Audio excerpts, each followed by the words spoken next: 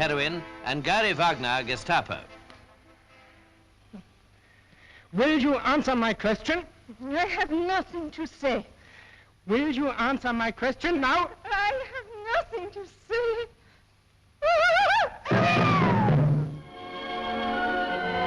John Mills, Richard Attenborough, Nigel Patrick, and Andrew Crawford in morning departure. But you knew it was a risk we had to take, didn't you? Yes, sir. A man in your conditions got no right to be in a submarine. Why did you volunteer? I needed the extra pay, sir. You needed the extra pay. Do you know why we're given this money? Because we might have to cope with an emergency like this one. And the first time it happens to you, you prefer to risk the lives of your shipmates to save your own miserable skin. It's a pretty rotten kind of a bargain, isn't it? You're useless to me and a menace to everyone else on board. Now get out! Yes, sir. Jean Kent and Susan Shaw in The Woman in Question. You've got a nerve coming round here preaching to me when all the time you're making up to a married man. Shut up, Agnes. Shut up. I've stood as much as I can stand from you. I'll say what I like in my own house. You're a troublemaker, Katie Taylor. Always were and always will be. I bet if Charles was out of hospital, you'd be having him home for Christmas. Well, why don't you? Go on, why don't you? And now a film star with a difference. How many films have you made in the last year? In the last year, I suppose about 74. Good heavens, that's rather a lot. Yes, it is rather a lot, but of course I work for Movietone. Oh, there you are, Naunton Wayne. Thank goodness, thank goodness. You're my stand-in, you know. Well, in fact, he stands in for nearly everybody. That is, when we can't get anyone better. My poor colleague. Anyway, there's a galaxy of stars and films to choose from. And Richard Todd pays tribute to studio technicians and cinema employees. On their behalf, and on behalf of your friends, the stars, whom you've seen this evening, good luck and good movie going in 1951. And what's more, we have a slogan for these difficult days. Let's go to the pictures. Voting for this year's awards continues.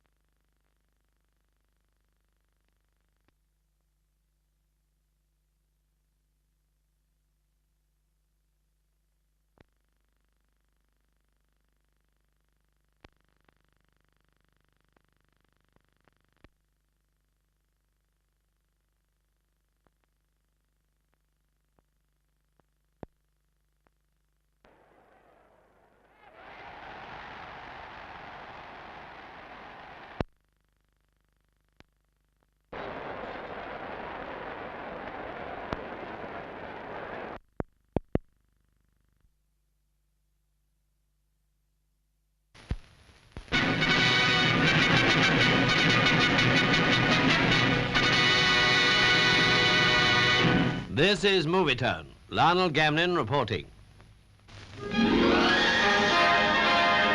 Here come just a few of the 2,500 dogs competing this year at Crufts Show at Olympia, London. Their job, of course, is simple, merely to behave properly. Their owners have all the hard work getting them ready for the ring.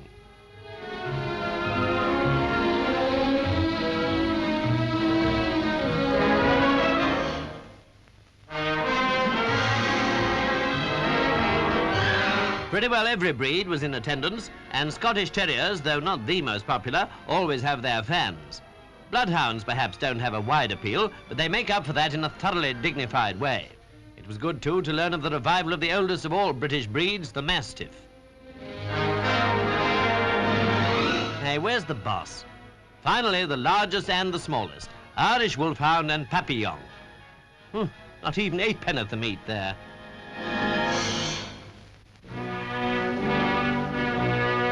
At Helsinki, the late Field Marshal Mannerheim was accorded a state funeral and was attended by the representatives of kings and governments of many lands.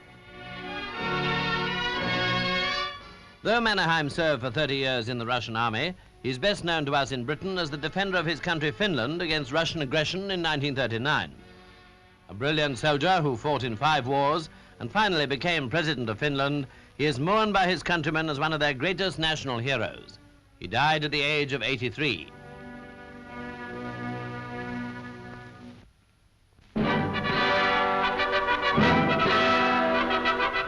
Paying a visit to Canada, New Zealand's Prime Minister, Mr. Holland, was greeted in Ottawa by Mr. St. Laurent, Premier, and Mr. Claxton, Defence Minister. He'd arrived just in time to be a spectator at the opening of the Canadian Parliament.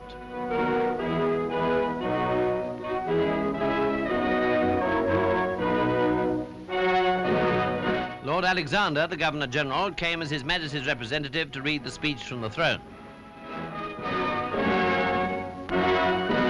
And as the ceremony proceeded, all were well aware of the worldwide perils and problems now facing parliaments throughout the Commonwealth.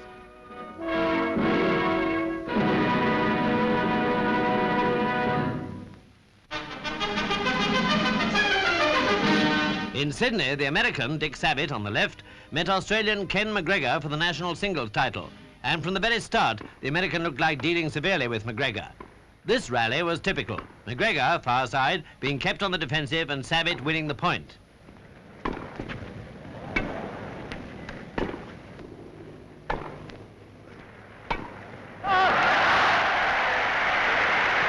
But the Australian fought back against the American star and scored a few beauties.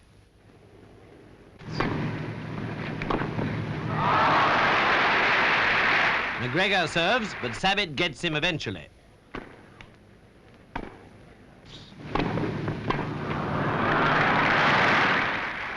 A double fault by McGregor finally gave the American victory.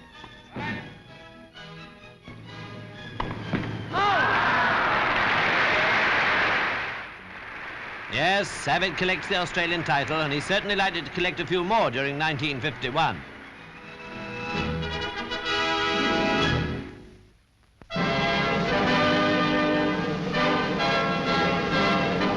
Leading the Sydney Jubilee procession, men of the Royal Australian Navy underlined the part played by Britain's Royal Navy in the founding of the Commonwealth. Here, the 6 colonies or states unite in federation with Lord Hopetoun as Governor-General. There were 500,000 people in the streets to watch nearly 100 spectacular floats go by.